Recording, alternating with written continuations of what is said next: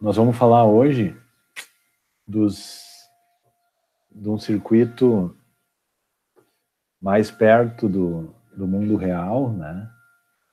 E o que seria um circuito RLC, ou seja...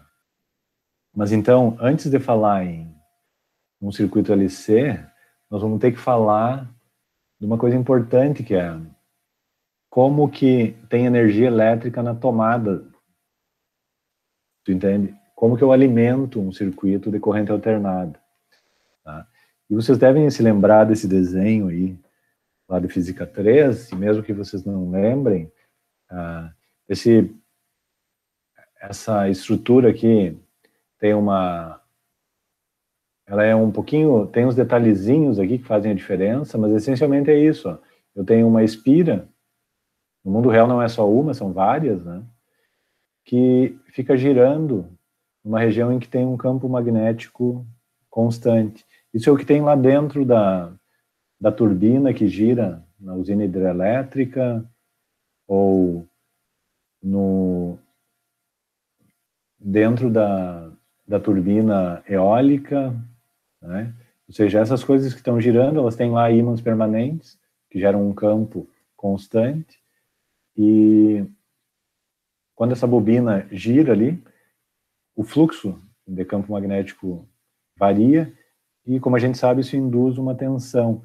E aí ela tem um detalhe aqui, né? Vocês podem ver que esse lado aqui está preso nesse anel, e esse lado está preso lá naquele anel, e esse negócio é importante porque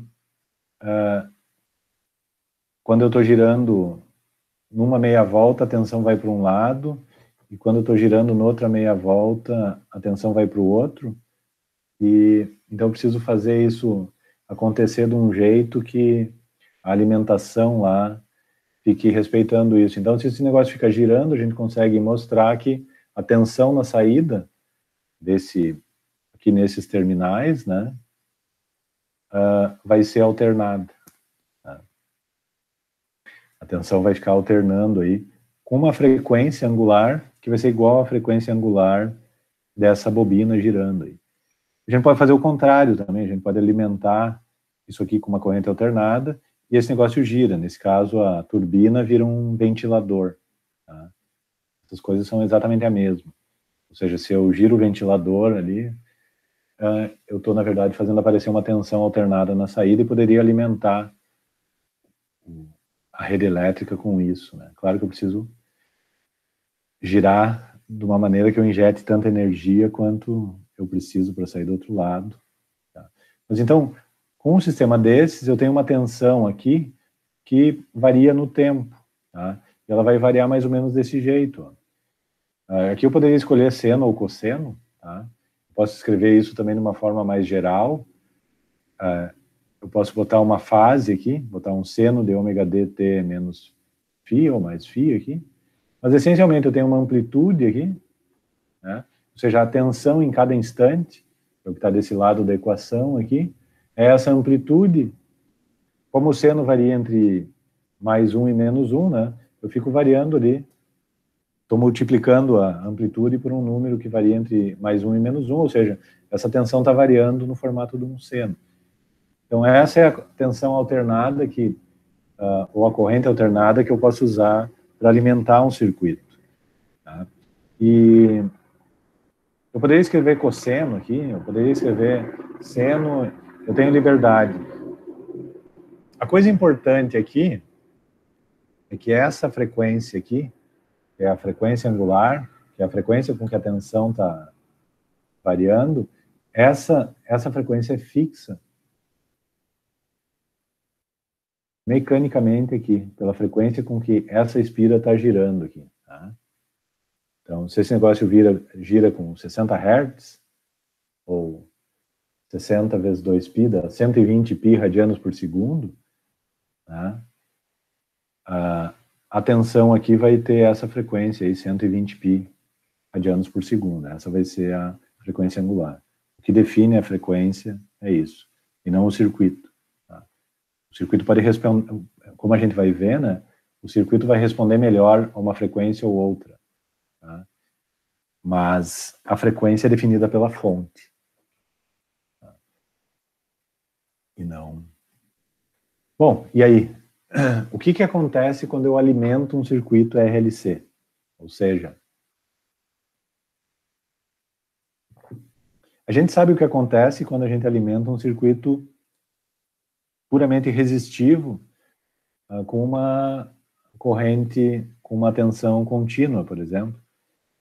Mas quando eu alimento um circuito puramente resistivo com uma corrente alternada, é um pouco diferente. Isso é o que está acontecendo no chuveiro elétrico, por exemplo. É um circuito puramente resistivo com uma tensão alternada. Na prática, tá, aquele não é um circuito puramente resistivo porque isso não existe. Mesmo que seja só um resistor, o circuito não é puramente resistivo. Ele tem uma indutância, uma capacitância, e essas coisas vão ter um efeito maior ou menor dependendo do quão grande elas são. Então, um circuito que é só um resistor, provavelmente é quase só puramente resistivo, mas ele pode não ser quando a tensão é alternada.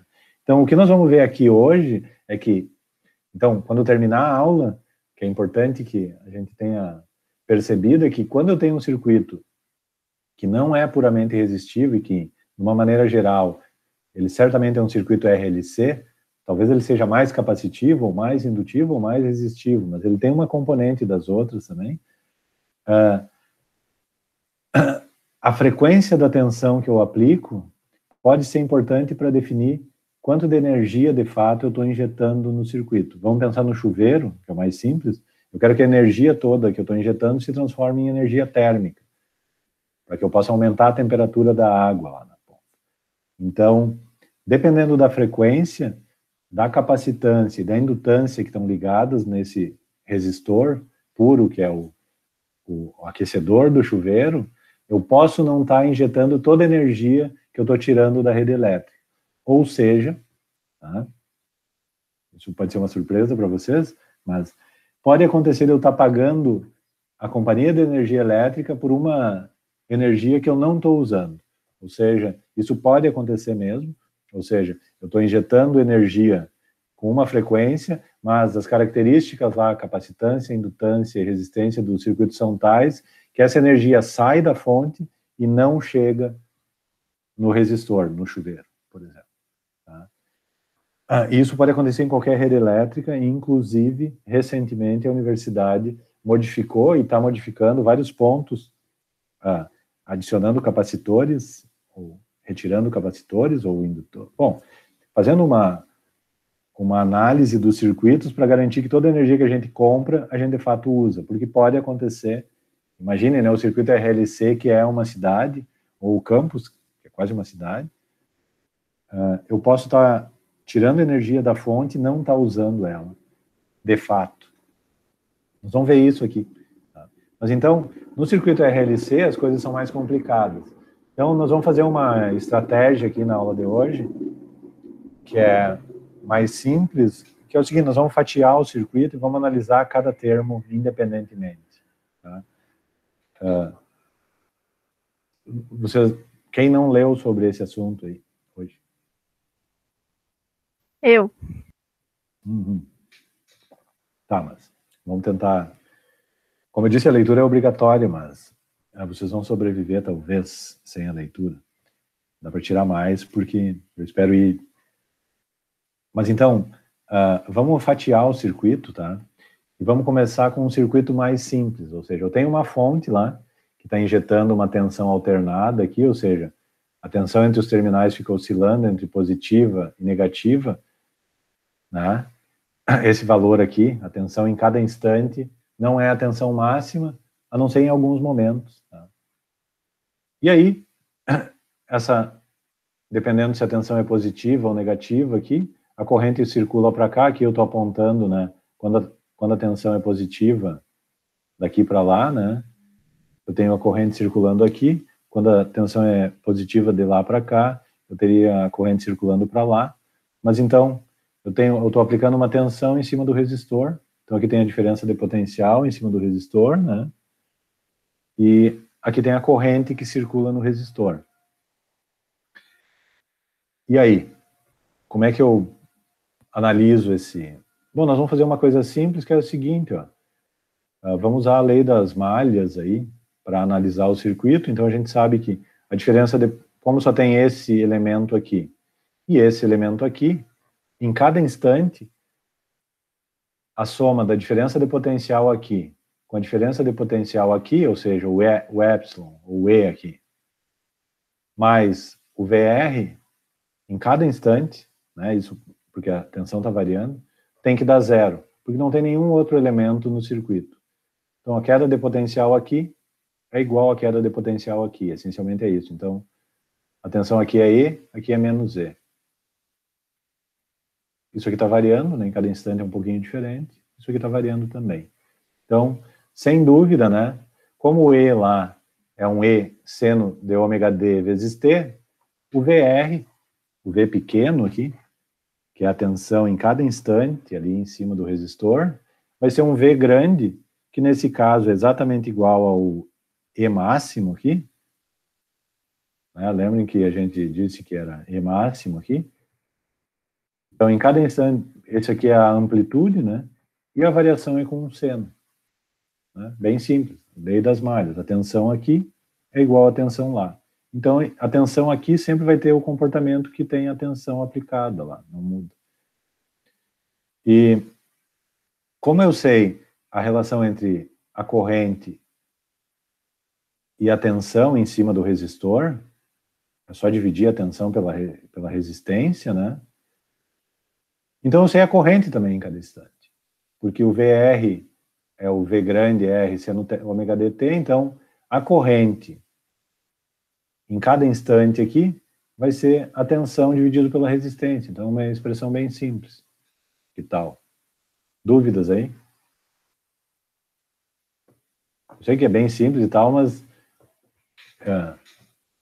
nós temos que concordar que vocês concordam 100% com isso, porque a partir daí, essa mesma estratégia nós vamos usar lá no capacitor e no indutor, então é importantíssimo a gente ter essa confiança na matemática, digamos assim. Ou seja, quando eu escrevo essa equação aí, que está baseada no quê? Que a tensão em cima do elemento é sempre igual à tensão aplicada pela fonte, e que a corrente em cima do elemento depende da relação entre tensão e corrente do elemento. Vocês concordam 100% com isso aí? Não tem nenhuma sombra de dúvida que eu posso dizer que a corrente em cima do resistor em cada instante é igual a isso aqui?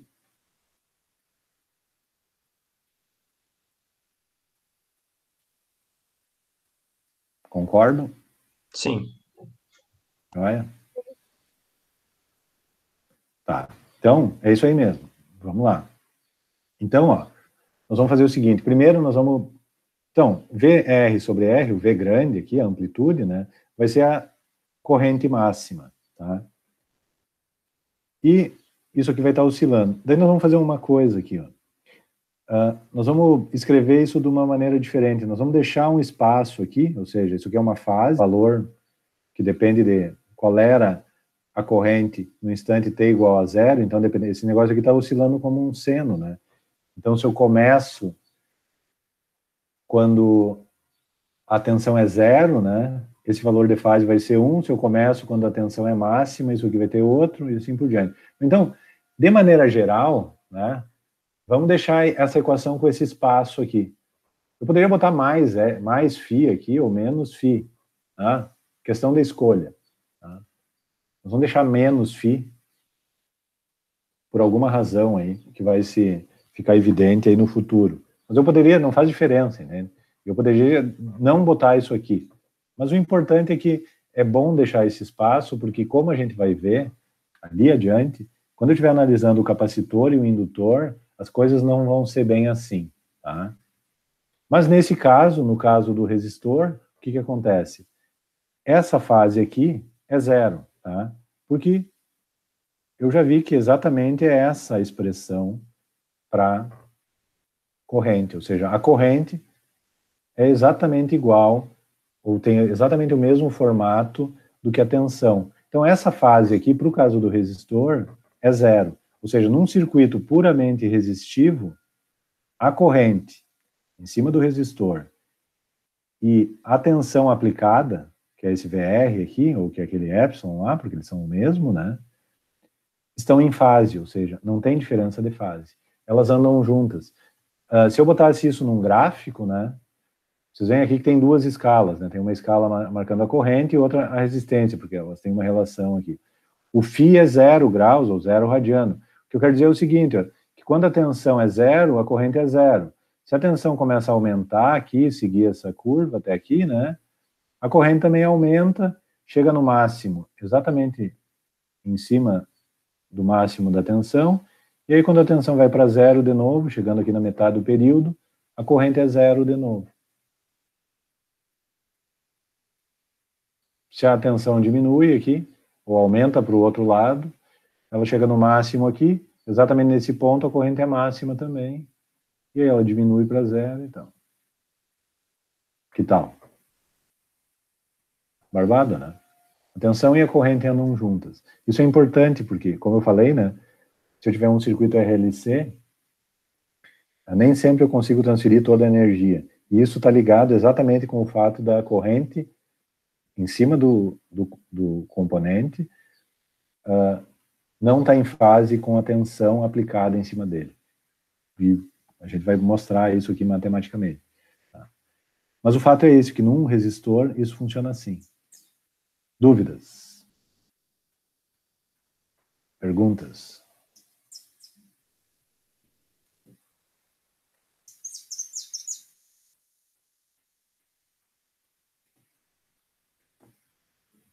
Deixa eu ver se alguém...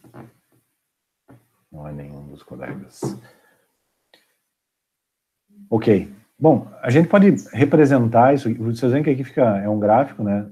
Aqui tem corrente e tensão, ou seja, na verdade tem dois eixos aqui. Tem um eixo, eles estão um em cima do outro, né? Mas tem dois eixos aqui, um em volts e um em amperes, né?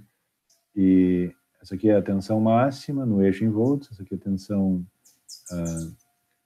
a corrente máxima no eixo em amperes, mas estão um em cima do outro aqui. Fica complicado, né?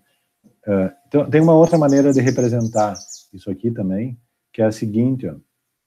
Vocês já ouviram falar em fasores? Quem já ouviu falar? Eu li ontem no Holiday. Uhum. Tá, mas então é uma maneira de representar por ponteiros, tá? Mas não bem como um velocímetro de carro, tá? Mas como na verdade, como um velocímetro de carro estragado, que fica girando, tá? Então, dá para relacionar também lá com a geração de energia, né? Eu tenho uma bobina girando com uma velocidade angular ômega d aí. Então, a gente pode representar isso assim, ó. Eu posso criar um fasor amarelo aqui, que tem um tamanho, tá? VR grande, ou seja, o tamanho dele é a amplitude. E esse fasor aqui, à medida que o tempo passa, ele está girando aqui em volta do centro, tá? Ele está preso aqui e a ponta dele fica girando aqui, tá? Fica girando aqui. No sentido anti-horário, olhando daqui, né? No sentido anti-horário. Tá? E a tensão em cada instante é a projeção dele aqui no eixo vertical. Podem ver que a projeção dele aqui no eixo vertical, esse lado, é exatamente esse lado aqui, ó. Tá vendo? Ó? É o seno de ômega dt sobre a hipotenusa, que é VR. Então, vocês veem que se eu... Ó, seno de ômega dt sobre VR. Isso dá o V. Opa, desculpa, tá aqui. O VR é seno de ômega dt, ou melhor, o seno de ômega dt é VR sobre VR. VR em cada instante, né, sobre VR. É isso, né? Seno de ômega dt é VR pequeno, que é a projeção, dividido por VR grande. Então, essa é uma maneira esperta de representar pelo seguinte, ó, porque se eu representar agora a corrente, né, mesma coisa, ó, o tamanho aqui do fasor é a corrente máxima, né? E a projeção é a corrente naquele instante. Então, de novo, seno de ômega dt vai ser a corrente naquele instante, que é o cateto oposto, pela hipotenusa, que é o IR. Ou seja, o IR vai ser o IR grande vezes o seno.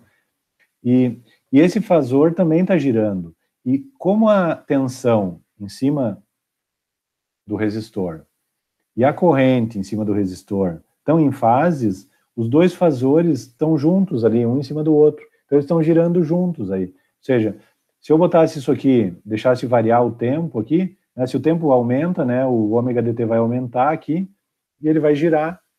Então, eu tenho dois ponteiros aí, girando com essa frequência angular aqui, ômega dt. Então, quando os dois estão na horizontal aqui, eu estou na situação em que o t é igual a zero aí, as duas projeções são zero, e quando eu estou exatamente na vertical, os dois estão em cima desse eixo aqui, as duas projeções vão ser exatamente iguais ao tamanho dos fasores, né, e o ômega dt vai ser igual a π sobre 2, ou 90 graus. Tá? Então, essa é uma maneira esperta de representar, porque eu consigo ver ali qual é a diferença de fase de uma maneira simples. E como nós vamos ver logo adiante, no caso, num circuito em que eu tenho capacitância, eu tenho indutância, as fases, a diferença de fase, o φ, não é zero. Ou seja, a corrente e a tensão aplicada estão fora de fase. Perguntas? Dúvidas?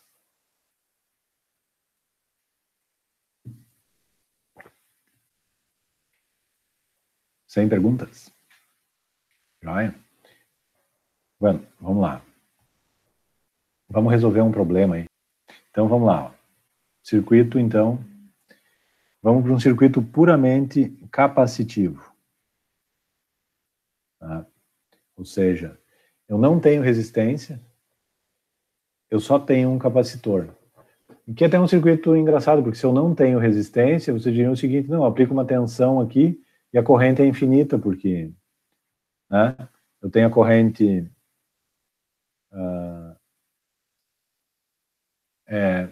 a corrente é tensão sobre resistência, a resistência é zero, a corrente é infinita. Tá? Não é o caso.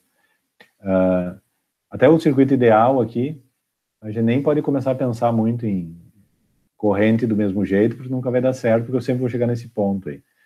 No circuito real, o circuito nunca é C capacitivo puro. Ele vai ser pelo menos RC, vai ter pelo menos a resistência da fonte aqui. Então, num circuito DC, corrente contínua, eu ligo a fonte aqui, RC é o tempo característico desse circuito, então depois de RC, eu vou ter ele quase todo carregado, 2/3 carregado. Ou 63%. E é isso que acontece. Num circuito alternado, é um pouco diferente. Então, nós vamos ter que fazer a conta aqui para ver como é que é. Tá? Como que eu vou fazer a conta? Então, nós vamos... Por isso que eu pedi para vocês confirmar que vocês confiam aí nessa matemática. Nós vamos usar exatamente a mesma matemática, ou seja, como que eu analiso esse circuito? Eu começo com a regra das malhas, ou seja, a tensão em cima desse elemento aqui, em cada instante, porque ela está variando, é exatamente a tensão em cima desse elemento aqui, em cada instante. Ou seja, a tensão em cima do capacitor é exatamente igual à tensão em cima aplicada pelo gerador aqui. Tá? Isso que a gente vai fazer, ou seja, a tensão em cima do capacitor aqui vai ser a amplitude da tensão, que no caso é o E máximo lá, né, que eu apliquei, vezes um seno de ômega dt. Esse seno aí, lembrem, né, que a tensão pode ter uma fase. No caso aqui, a gente diz que a fase é zero, né, não vai nos incomodar, para a tensão, não vai nos incomodar, porque a tensão é sempre essa tensão aqui igual a tensão aqui, não tem diferença. O problema é a corrente. Tá? Qual é, afinal, a corrente em cima de um circuito que não tem resistência? Né? Então, não caiam no truque de que a corrente é infinita. Não, ela não é infinita. Se a gente ligar um gerador em cima de um capacitor, eu não vou ter uma corrente infinita. Se for uma corrente contínua, né, o que vai acontecer é que eu vou carregar o capacitor e vai parar, então vai ter uma corrente circulando por um tempo, mas ela vai parar. E se não for uma corrente contínua, se for o nosso caso aqui, eu tenho um gerador de corrente alternada, colocando tensão em cima, a corrente vai ser alternada também.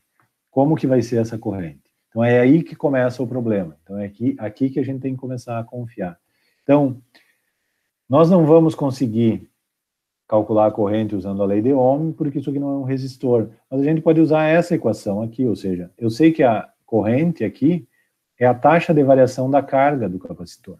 Isso vale também para corrente contínua, quando eu tenho um capacitor sendo carregado, por exemplo, até o limite. Mas, ou seja, a corrente que circula pelo circuito, não tem corrente atravessando o capacitor, né? Mas a corrente que circula pelo circuito, ela tem uma relação com a carga no capacitor. Tá? Isso a gente pode confiar. Então, a tensão em cima do capacitor, ou melhor, a taxa de variação da carga em cima do capacitor é o que vai me dar a corrente. Mas eu não sei a carga em cima do capacitor, eu sei a tensão em cima do capacitor. Tá? Como é que eu chego na carga se eu sei a tensão? Em cada instante? Pelo menos uma resposta aí. Qual é a relação entre carga e tensão para um capacitor? Isso aí. Então, a relação é uma constante que se chama capacitância do capacitor. Então, vai ser a capacitância que vai me permitir achar essa relação entre a carga, que eu preciso para achar a corrente, né, e a tensão. Porque eu já sei qual é a tensão, né? A tensão é isso aqui. Então, se eu multiplicar a tensão pela capacitância, que é uma constante, eu tenho a carga. Então, a carga em cima do capacitor vai ser a capacitância vezes a tensão em cada instante, então ela vai ter esse formato, onde C, VC aqui, essa aqui é a amplitude máxima, né, que é a amplitude do gerador, vezes o seno, ômega dt, né? É isso? Então, se eu tenho a carga do capacitor em cada instante, a gente vê que ela varia no tempo, então eu sei qual é a corrente, porque a corrente vai ser a derivada disso aqui no tempo, que é uma derivada muito simples. Qual é a derivada do seno de ômega t? Ômega cosseno, né? Ou seja, eu vou derivar o seno de ômega t, vai dar cosseno de ômega t vezes a derivada de ômega t, que é ômega. Então, a derivada do QC vai ser ômega d, C, VC, cosseno de ômega dt. Tá? Então, vocês veem que a expressão para corrente, aqui tem várias diferenças aí. Tá? Quando eu comparo com o resistor, olha aqui o resistor como é que era. O resistor a corrente era a tensão em cada instante dividido pela resistência, ou seja, era a amplitude da tensão dividido pela resistência vezes um seno.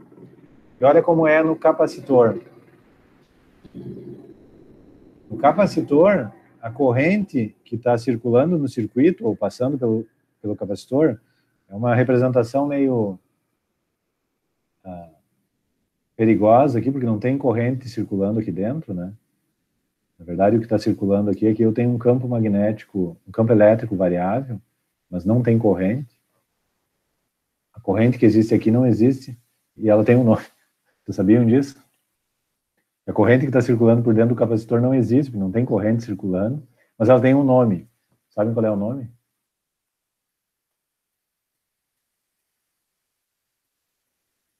É a corrente de deslocamento. Nós vamos falar dela lá na frente.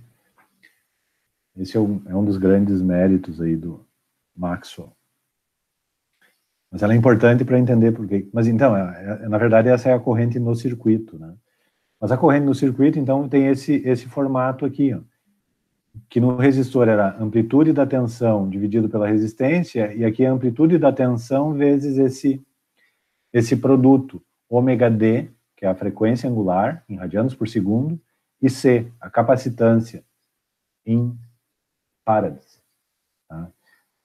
E aí a gente consegue se dar conta do seguinte, ó. Aí tem outra coisa diferente, que isso aqui é um cosseno, não é um seno. Tá? E aí, então, analisando isso, que a gente consegue analisar qual é o efeito que tem um circuito puramente capacitivo causa na corrente que circula pelo circuito. Então, a primeira coisa que a gente vai definir é o seguinte, ó, ômega D, radianos por segundo, vezes capacitância, farad, tem uma unidade de inverso de ohm, ou seja, né, V dividido por R, V dividido por 1 sobre ômega D vezes C. Ou seja, esse produto aqui não tem unidade de resistência, porque isso aqui tem unidade em amperes, tá? Mas isso aqui tem unidade inverso de resistência. Então, a primeira coisa que a gente vai fazer aqui, para deixar essas equações comparáveis, ou seja, a equação para corrente no resistor com a equação para corrente no circuito puramente capacitivo, vai ser o seguinte, ó, nós vamos definir uma quantidade que não é uma resistência, mas ela tem unidade de resistência e que se chama, aqui está o nome em inglês, mas de reatância capacitiva. Vocês já ouviram falar na reatância capacitiva? Não, eu não. Uhum. Talvez só lendo aqui hoje. Mas então a reatância capacitiva é uma espécie de resistência equivalente do circuito puramente capacitivo. E aí ela me explica, porque se eu fizer tensão por resistência num circuito capacitivo, vai dar infinito. A resistência é zero. No entanto, a reatância capacitiva não é zero. E se eu fizer a divisão entre tensão e reatância capacitiva, daí vai me dar a amplitude da corrente. Ou seja, a tensão máxima pela reatância capacitiva me dá a amplitude máxima da corrente. E se eu dividir a tensão em cada instante, que é o VR máximo sobre cosseno, sobre vezes o cosseno, pela reatância capacitiva, vai me dar a corrente em cada instante. Então, vocês veem que agora a minha equação aqui ficou igual à equação para um circuito puramente resistivo. Só que aqui, ao invés de ter uma resistência, tem essa quantidade que nós definimos agora, que é a reatância capacitiva. E aí tem uma outra coisa também, ó, que para ficar igual mesmo, eu não posso ter cosseno, eu tenho que ter seno. E a relação entre cosseno e seno é essa aqui, ó. Ou seja, a minha fase lá, lembra que a equação geral lá para a corrente era ômega dt menos a fase. Então, a minha fase aqui é menos 90 graus. Então, no circuito capacitivo, puramente capacitivo, além da tensão, da amplitude da corrente, a amplitude máxima da corrente, depender dessa quantidade que depende da capacitância e da frequência do gerador, que é a reatância capacitiva, ela também tem essa diferença de fase com a tensão. Porque lembrem que a corrente saiu daquela equação diferencial, então ela é cosseno, não é seno, mas para eu mostrar como cosseno, eu tenho que botar 90 graus, ou melhor, tirar 90 graus de fase. Se eu vou representar isso, né, eu pergunto aí, não era cosseno? É cosseno.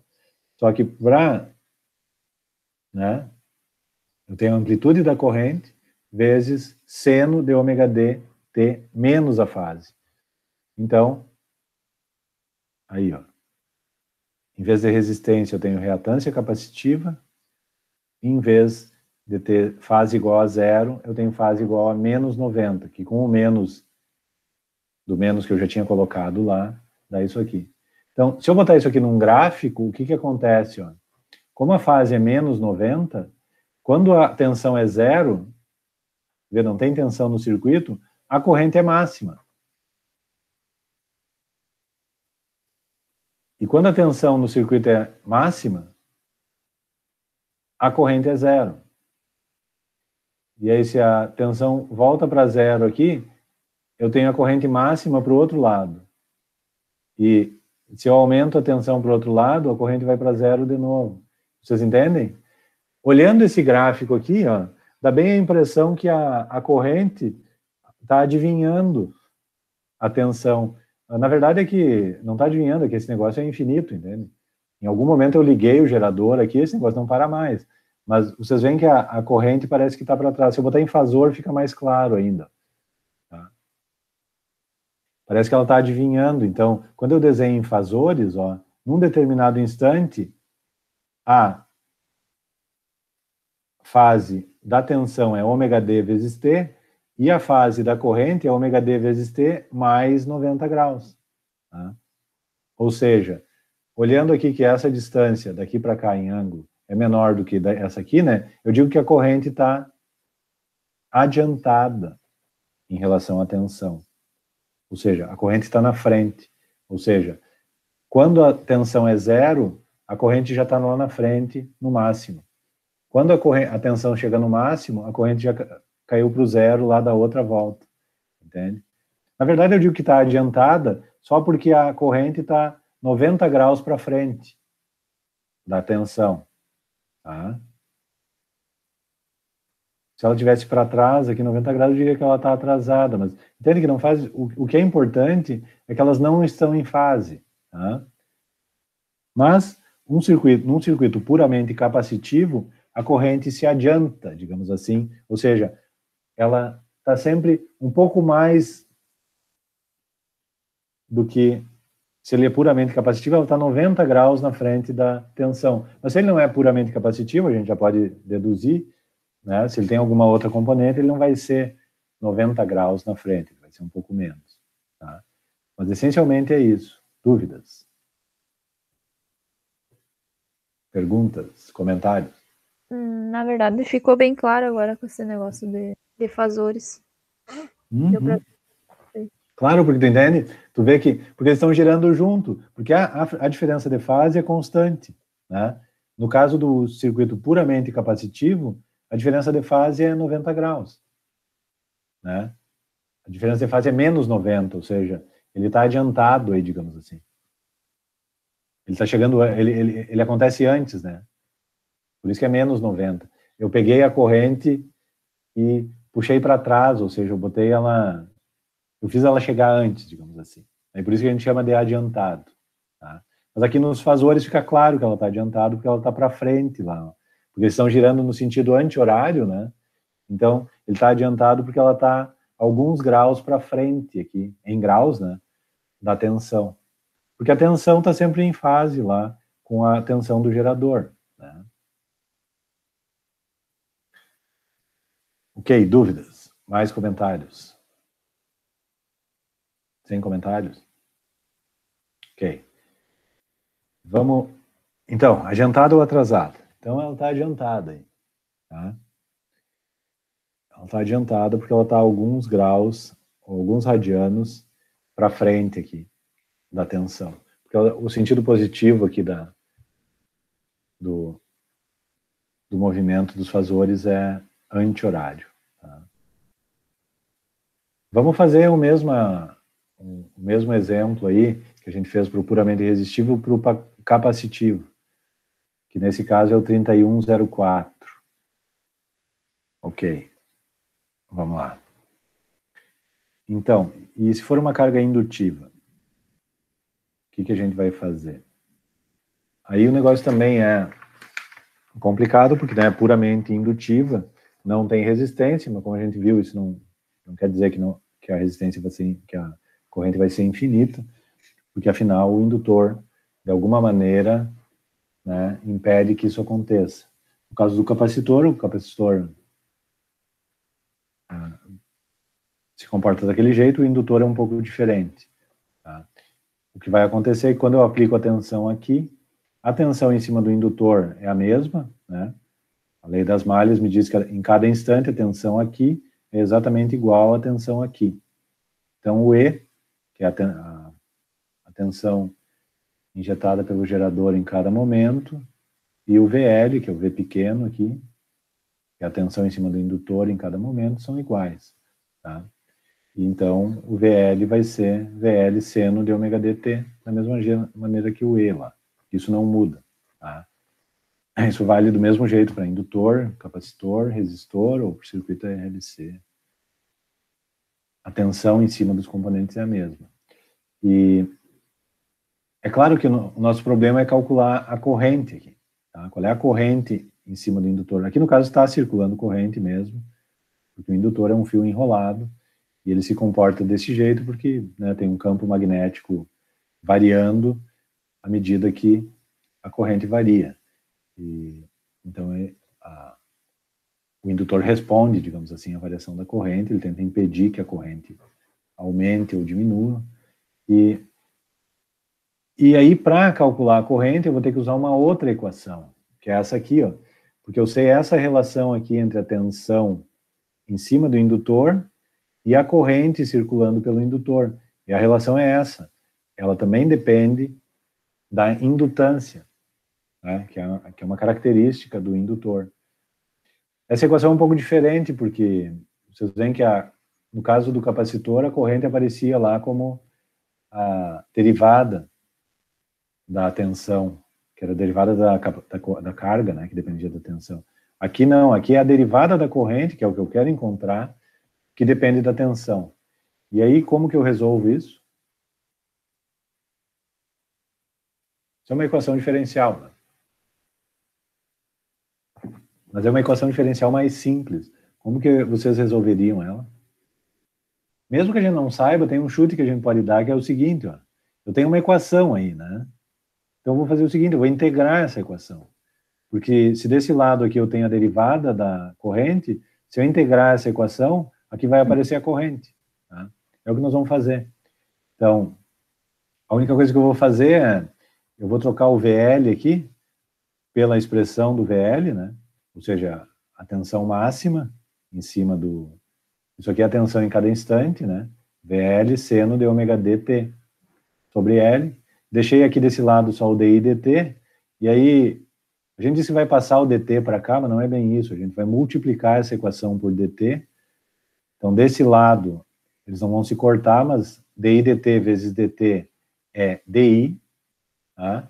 E desse lado eu vou ficar com VL sobre L, seno de ômega dt dt. Ou seja, eu vou ficar com essa equação aqui, ó. O IL, que é a tensão, vai ser a integral do DIL, que é a integral desse termo aqui, vezes dt, né? Que é a integral do seno. E a integral do seno é tão fácil de fazer quanto a derivada do seno. Tá? E é por isso que eu resolvo a equação assim, porque é uma função simples de integrar analiticamente. Então, a integral do seno é menos cosseno, porque a derivada do cosseno é menos seno, então tem que ter esse menos aqui. Isso aqui é números que caíram fora, né? E aí tem mais um 1 sobre ômega d que tem que aparecer aqui, né? Para o negócio funcionar. Então, ó, tá resolvido o problema. Tá? Vocês verem que eu já tenho uma expressão para corrente. É isso aqui. Perguntas aí, dúvidas, comentários sobre essa integral?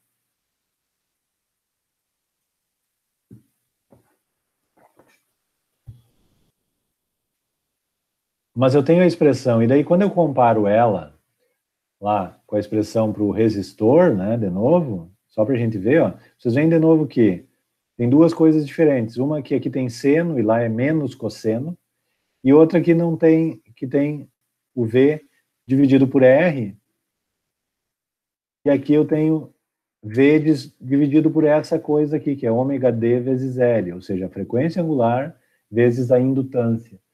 E aí, se eu multiplicar essas duas coisas, radiano por segundo vezes a indutância, frequência angular vezes indutância, que é radiano por segundo vezes Henry, isso aqui dá Ohm também. Então, esse produto aqui, ômega d vezes L, tem unidade de resistência.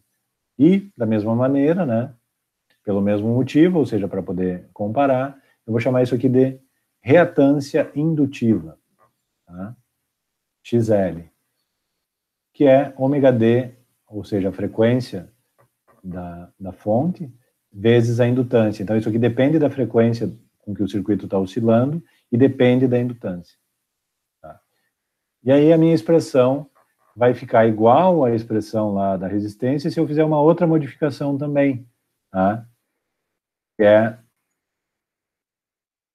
trocar o menos cosseno por seno de ômega dt menos 90 graus. Ou seja, eu estou colocando uma fase aqui de mais 90 graus agora, mas o menos já era da equação, e aqui está a reatância indutiva.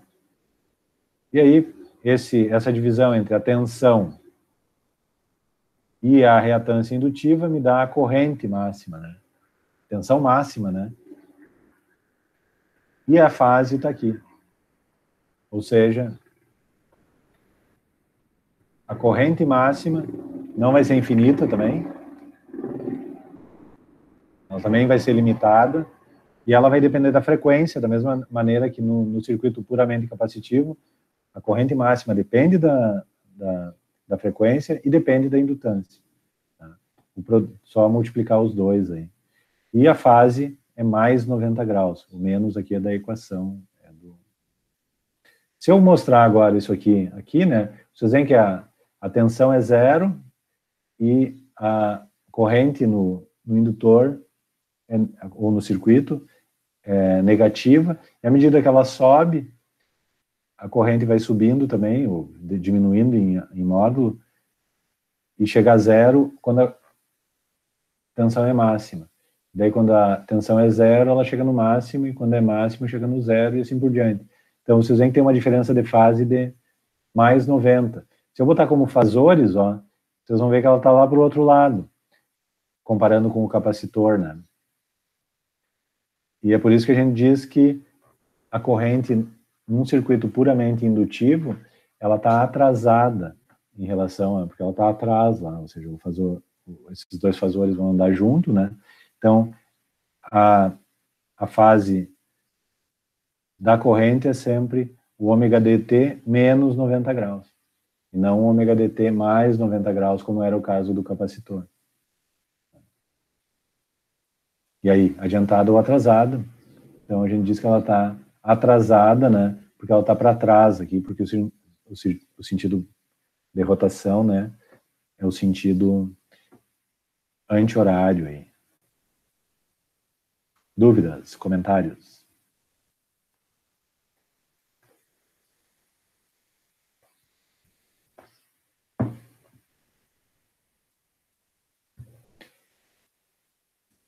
Se não tem dúvidas, ou a gente pode tirar aqui, vamos fazer a mesma coisa aí para o circuito puramente indutivo, que é lá o 3105. Ok, fico à disposição para perguntas, etc. Tem alguma pergunta? É mais sobre os slides. O professor falou que a gente já tem acesso? Então, vamos fazer isso agora. Deixa eu terminar aqui, ó.